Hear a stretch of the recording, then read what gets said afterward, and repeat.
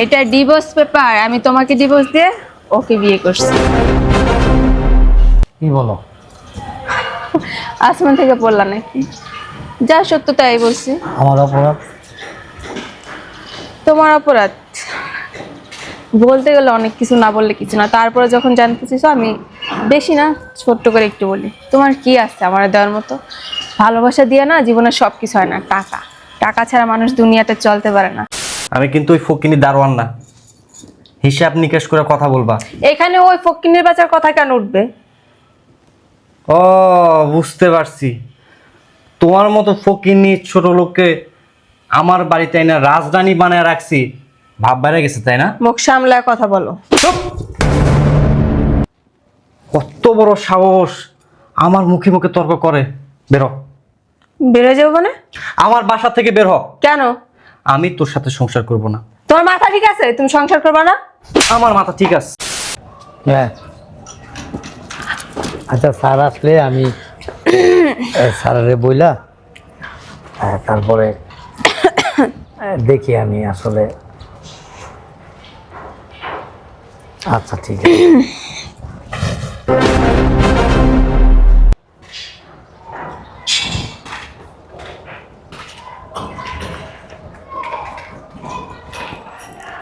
কি হয়েছে?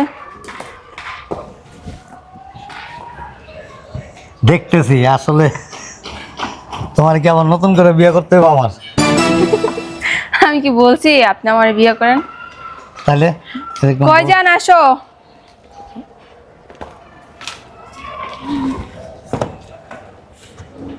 স্যার ধরো এটা। কি এটা? এটা ডিভোর্স লেটার। বুঝি নাই আমি। এটা ডিভোর্স পেপার। আমি তোমাকে ডিভোর্স দিয়ে ওকে বিয়ে করছি। কি বলো? আসমান থেকে পড়লা নাকি? যা সত্য তাই বলছি। আমার অপরাধ? তোমার অপরাধ বলতে গেলে অনেক কিছু, না বললে কিছু না। তারপরে যখন জানতে চাইছো, আমি বেশি না ছোট্ট করে একটু বলি। তোমার কি আছে আমার দেওয়ার মতো? ভালোবাসা দিয়ে না জীবনের সব কিছু হয় না। টাকা, টাকা ছাড়া মানুষ দুনিয়াতে চলতে পারে না। যার কাছে টাকা আছে তার কাছে দুনিয়ার সমস্ত কিছু আছে। যার কাছে টাকা নেই তার কাছে কিচ্ছু নেই। ওর কাছে টাকা আছে মানে সব কিছুই আছে। তুমি একটা ভিখারি পথের। স্যার আপনি কি জানতেন না আমার স্ত্রীরা? হ্যাঁ জানতাম, কিন্তু সমস্যা নাই তো, কারণ তুমি তো ওকে চালাতে পারতেছো না, যার জন্য আমি ওকে বিয়ে করছি। স্যার আপনি তো অনেক টাকার মালিক, কোম্পানির মালিক। আপনি চাইলে তো যে কোনো মেয়েকে বিয়ে করতে পারতেন। হ্যাঁ পারতাম, কিন্তু ওকে আমার ভালো লাগছে, এই জন্য বিয়ে করছি। আচ্ছা যেন আমি বুঝতে পারতেছি না, একটা ছোট লোক ফকিন্নি গরিবকে কেন আমরা এত কৈফিয়ত দিতে যাব? আমার যেটা কাজ ছিল কাজ শেষ, চল আমরা এখন যাই। ওহ, আরেকটা ভালো কথা, তুমি যত তাড়াতাড়ি পারো এই জায়গার চাকরি ছেড়ে দেওয়া, অন্য জায়গায় একটা জব নাও। কারণ আমি আর আমার হাজব্যান্ড সবসময় তো এই গেট দিয়ে যাতায়াত করবো। আমাদের দুইজনকে দেখলি তো আবার তোমার ভিতরে জ্বালা পড়া শুরু হয়ে যাবে, তাই না? গেটটা খুলে দাও। খোলো গেট।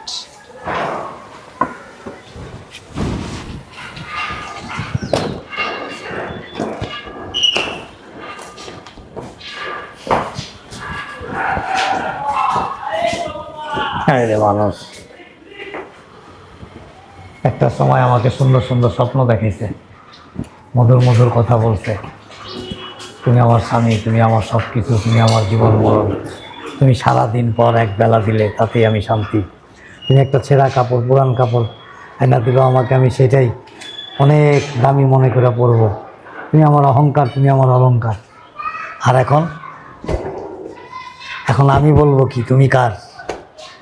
ঠিক আছে, চাকরিটা ছেড়ে দেবো, তাও তুমি ভালো থাকো।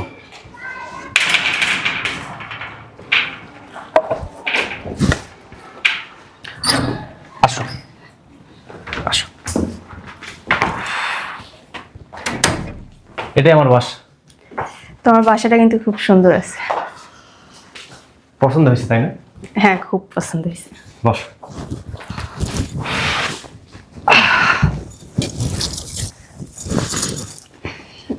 শোনো, তুমি তো আমার সবকিছু জানি না শুনে বিয়ে করছো, তাই না? হুম। তুমি কখনো আমার কষ্ট দিও না। আরে না, কখনো তোমাকে কষ্ট দেব না। আমি সারা জীবন তোমার পাশেই থাকতে চাই। আর কি একটা ফকিনের বাচ্চাকে বিয়ে করছিলাম, আমার পুরো জীবনটাই শেষ করে দিছে। না পারতাম একটু বিলাসিতা করতে, না বন্ধু বান্ধবের সাথে আড্ডা দিতে পারতাম। কি একটা অবস্থায় ছিলাম, কিন্তু তুমি শেষমেশ আমার হাতটা ধরছো না। তুমি আমার পাশে সবসময় থাকলে গো, আমি খুশিতে না কিছু বলতে পারতেছি না, বুঝতে পারছো? আচ্ছা দিতে পারছো। আচ্ছা ঠিক আছে।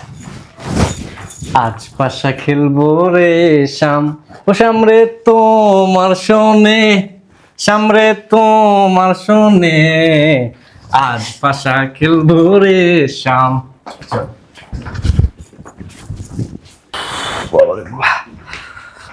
উফ, শরীরে মেসমাস করতেছে। এই শোনো, এক কাপ চা বানিয়ে নিয়ে এসো যাও।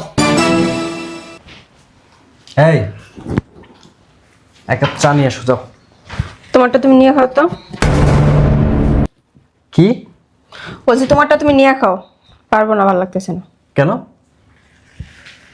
দেখতেছ তো ভালো লাগতেছে না, বসে রয়েছি। এটা কোন ধরনের কথা? আমি নিজে চা বানিয়ে নিয়ে আসবো। তো সমস্যা কি? তুমি যদি চা বানা খাও তাহলে কি মহাভারত অশুদ্ধ হয়ে যাবো নাকি? আমি কি তোমার এই চেহারা দেখার জন্য আমি তোমার বিয়ে করছি? হ্যাঁ, আমি কি মানে শপিস হিসেবে তোমার সাজা রাখার জন্য বিয়ে করছি? চা নিয়ে এসো যাও। পারবো না। বুঝলাম না তোমার সমস্যা কি? তোমার সমস্যা কি? আমার এক জায়গায় তুমি 5 মিনিট বসে থাকতে দেখতে পারো না? আরে তুমি চোখ রাঙে আমার সাথে কথা বলতেছো? তুমি কি ভুলে যাচ্ছ আমি কে? আমি কে? এই আমি কে? তুমি আমার হাজবেন্ড। আমি কিন্তু ওই ফকিনি দারোয়ান না, হিসাব নিকেশ করে কথা বলবা।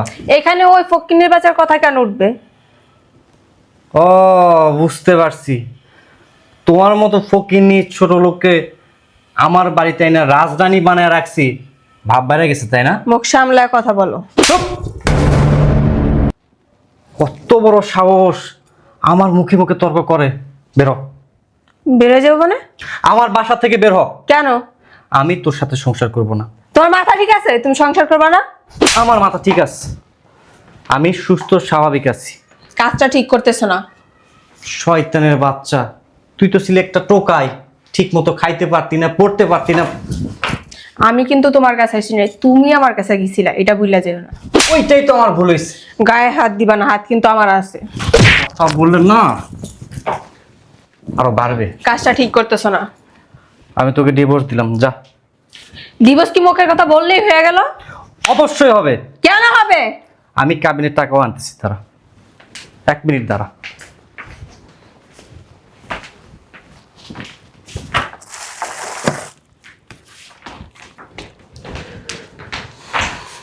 ধর, এই যে কাবিনের টাকা দিলাম, বের হয়। কোথায় যাবো আমি? আমার বাসা থেকে বের হ। আমি তোর সাথে সংসার করব না। তোর কত বড় সাহস তুই আমাকে বলিস চা নিয়ে আসার জন্য?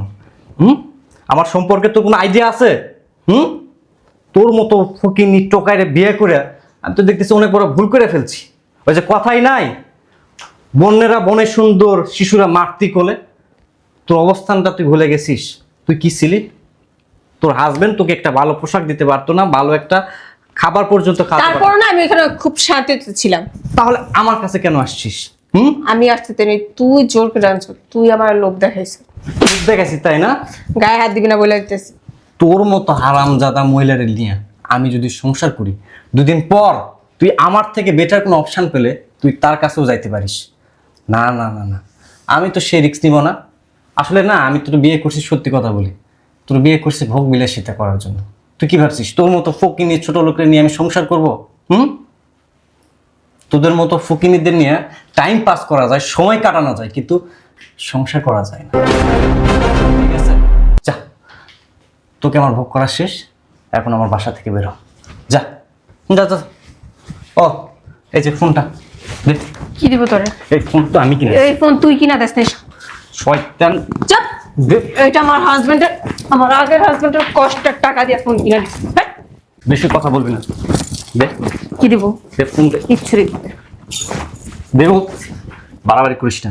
তুই বাড়াবাড়ি করতেছিস, তো আচ্ছা দে স্যার। ফোন দিতে বলছি। গহনা খোল। কি খুলবো? খোল বলতেছি, গহনা খোল। কিচ্ছু খুলবো না। খুলবি? খোল। কিচ্ছু খুলবো না। গায়ে হাত দিবি না বলতেছি। 100 বার দিব, খোল। গায়ে হাত দিবি না। খোল।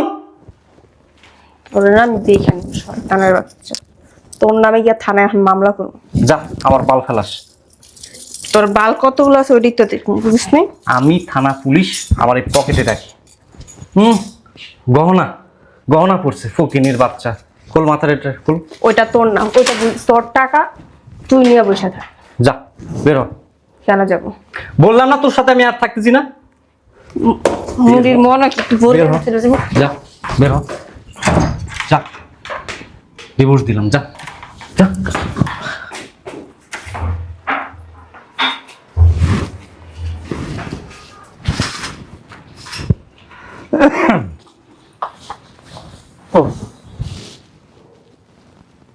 মন খারাপ তোমার? কি হয়েছে? কি আর হইব, আরো 2 বছর আগে যে 2টা শাড়ি কিনা দিছো কাপড়, এই 2টাই পরতেছি। ছিঁড়তে ছিঁড়তে কয় জায়গা দিয়ে ছিঁড়ছে। একটা শাড়ি আর কত সেলাই করা যায়। এই শাড়ি 2টা পুরো বাইরে হয়ে যেতে পারি না, এক একজন এক এক কথা বলে। আর তোমার যে বলবো একটা জিনিস লেগে চাপ দিব, তুমি বা কয় টাকা ইনকাম করো? আসলে কি জানো, আমি না সব সময় চেষ্টা করি তোমার একটা ভালো কাপড় পরানোর জন্য, ভালো একটা জুতো কিনে দেওয়ার জন্য, সুন্দর সুন্দর কিছু জিনিস কিনে দেওয়ার জন্য। অনেকে দেখি তাদের স্বামীরা স্ত্রীকে কত কিছু দেয়, আমি চেষ্টা করি কিন্তু পারি না। আমার তো বেতন কম, সীমিত আয়ের উপরে নির্ভর আমার। ঠিক আছে, তোমারই বা দোষ কি? তোমারও তো মন চায় একটা ভালো কাপড় পরতে, ভালো একটা খাবার খাইতে, একটু ঘোরাফেরা করতে। এটা আমি বুঝি। হ্যাঁ ঠিক আছে, তুমি মন খারাপ করো না। হ্যাঁ, আমি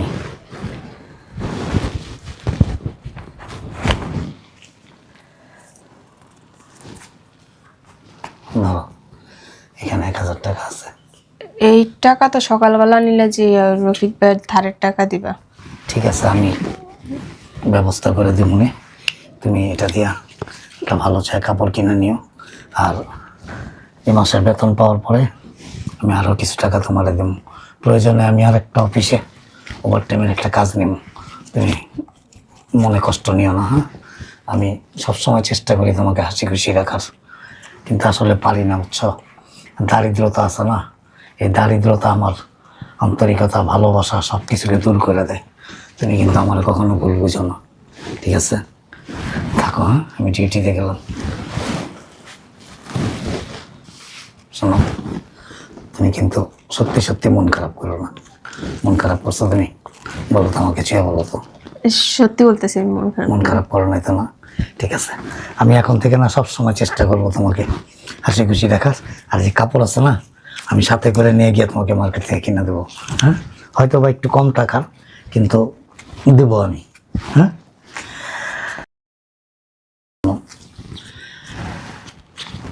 এক কাপ চা খাওয়াবো আমাকে? যাও, আমি পারবো না, তোমারটা তুমি বানাও। আমি যাওয়ার আগে তোমার হাতে একটু চা খেয়ে যাই। হয়েছে। পাগল, মনটা ভালো। যাক, চা বাইরে গিয়ে খাই। কি হইলো এটা আমার সাথে? আমার আগের হাজবেন্ডই তো ভালো ছিল, হয়তো বা ওর টাকা পয়সা কম ছিল, কিন্তু ও তো এত নিচু মনের মানুষ ছিল না। আমি কার পাল্লায় পুরা কারে ধোকা দিলাম। আমি একটা কাজ করি, ওর কাছে চলে যাই, গিয়ে যদি ওর কাছে মাপ চাই না, ও আমার ঠিক আবার গ্রহণ করে নিবে। তারপরেই বদমাইশটা যাবো।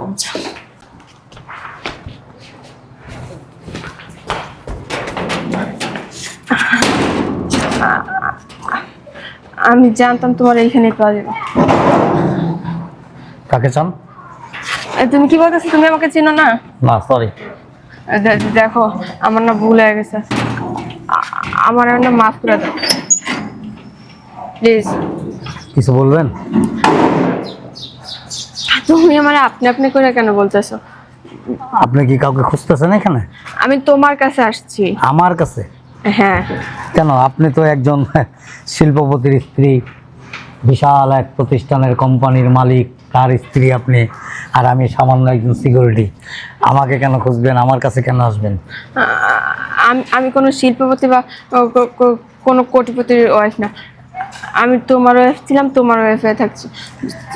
আমার ওয়াইফ ছিলেন, এখন নাই। দেখো এখন আপনি বিশাল এক বড় লোকের স্ত্রী। না না না, আমার ভুল হয়ে গেছে। আমার তুমি এবার তোমার এরকম ভুল আর হবে না। দেখ আমার না যাওয়ার কোথাও জায়গা নেই। শোনেন, এই যে আপনি যে আমার পাটা ধরছেন না, এতে মানে আপনার অসম্মান হইতেছে। না, আমি একজন গরিব মেহনতি মানুষ, এই সামান্য একটা দারোয়ানের চাকরি করি, একজন সিকিউরিটি, আপনি আমার পা ধরছেন। আমি জানি তুমি এগুলা কেন বলতেছো। ওদিনকার সবার সামনে আমি তোমার অপমান করছি। দেখো আমি না একটা ঘরের ভিতরে চলে গেছিলাম, অত টাকা পয়সা ধন সম্পদ ওগুলা লোভ দেখায় আমার একটা চালে ফালাই ছিল। বিশ্বাস করো আমি তোমার সাথে এরকমটা করতে চাইনি। শোনেন, নারী কি জানেন? নারী পুরুষের অলংকার, আবার পুরুষ নারীর অলংকার। কখন হয় এটা জানেন? যখন উভয়ের মধ্যে একটা আন্তরিকতা থাকে, ভালোবাসা থাকে, যেখানে কোনো স্বার্থ থাকে না, কোনো অহংকার থাকে না, কোনো ভাব থাকে না, কোনো গাম্ভীর্য থাকে না, সেখানে। আর একটা কথা সবসময় মনে রাখবেন,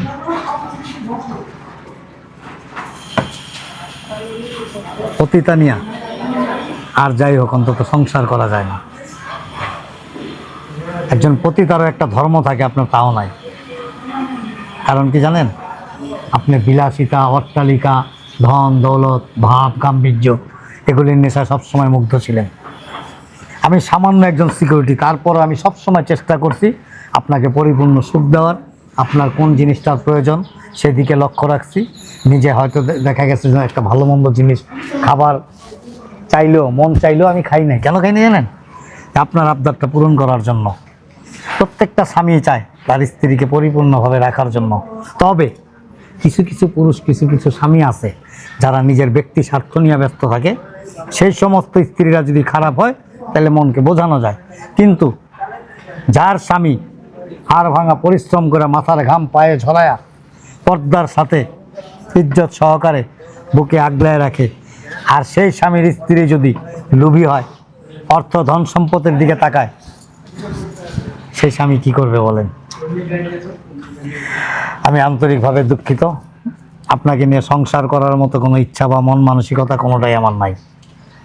সো একটা কথা সবসময় মনে রাখবেন, আল্লাহ ছাড় দেয় কিন্তু ছেড়ে দেয় না। আল্লাহর কাছে আপনি, আমি, আমরা সবাই সমান। এখনো সময় আছে, বেশি বেশি ইস্তেগফার করেন, নামাজ পড়েন। আল্লাহ মহান রব্বুল আলামিন, দয়ার সাগর, উনি চাইলে আপনাকে মাফ করেও দিতে পারে। আসসালামু আলাইকুম।